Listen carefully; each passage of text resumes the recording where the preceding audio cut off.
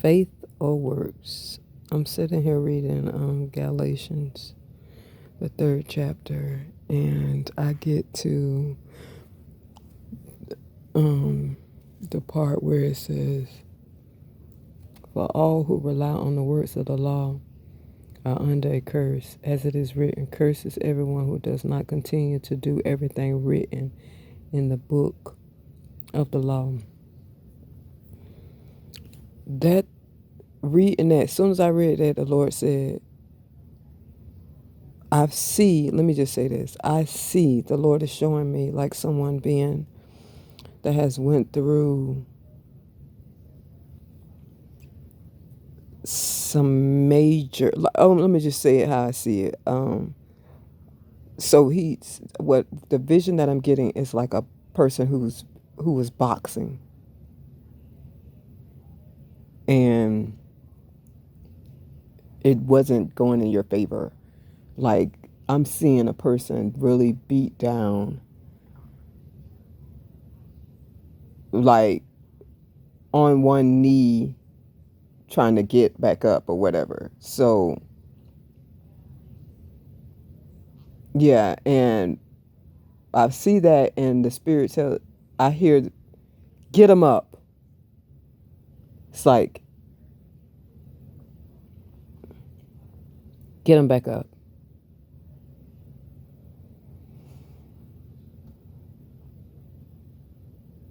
I feel like you chose some stuff that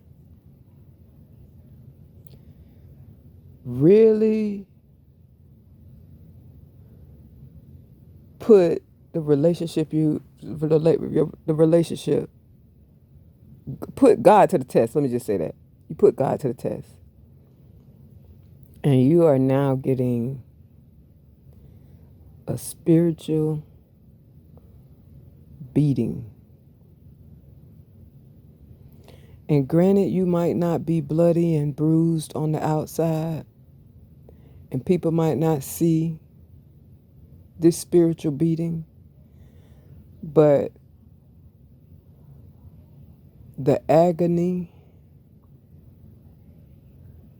the exhaustion, the tears, the hidden tears, the internal bleeding from areas you don't even know you're bleeding from. Because his word is like a double-edged sword. So you might have got stuck and pricked in places that you didn't even know you could get stuck and pricked in.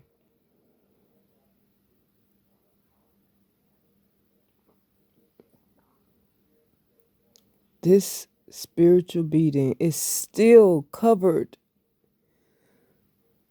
flowing with grace and mercy, because when it's all said and done, you are not alone. That's what I see. When he's saying get them back up, somebody there to get you up. So you ain't in this fight by yourself. It's just that you've made some decisions. You've made some moves that wasn't pleasing into the sight of God, and now you're have to answer your charges. That's what a good parent does. Like, a good parent is not going to let their kid just be out here doing things and they don't pull them by the coattail and let them know, hey, that's not the characteristic that a young man or a young woman should have. Be it as it may, you might get rid of some of the stuff that your parents have told or showed you when you get older, but there are some things that, as a parent, I don't want that on my face. Period. That's God. You've been out there doing some stuff on God. Moving out here like you ain't never had a grandmama. You ain't never had a somebody, a woman or a man of a particular age tell you, hey baby, be careful how you treat people. Be careful what you do. You act as if though you have not had someone pull you by the coattail and said, no, that ain't the best way to be. That ain't gonna go. That ain't gonna open the doors. That ain't gonna get you sitting in places where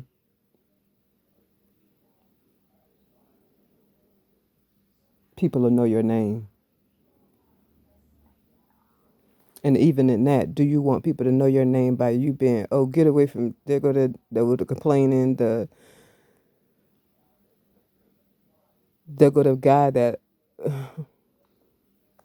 if the lots are thrown, we know exactly where the folk they're gonna fall. Cause that dude carries around the spirit of Emor.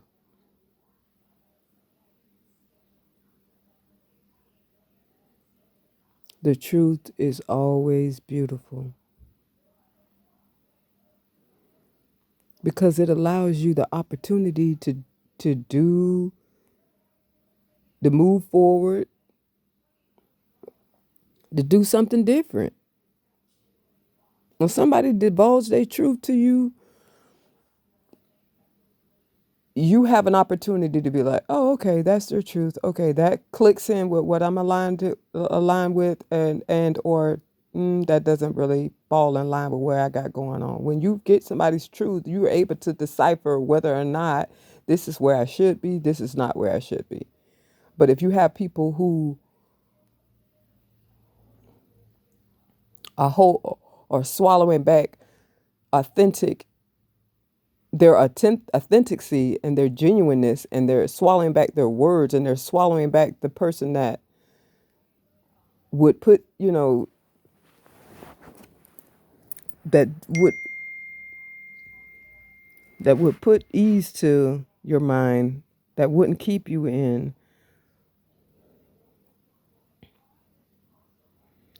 confusion.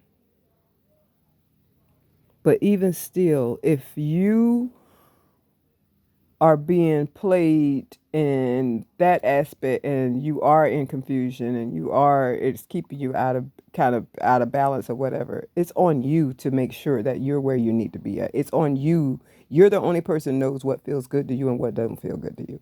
So at some point, choose you. Peace and blessings.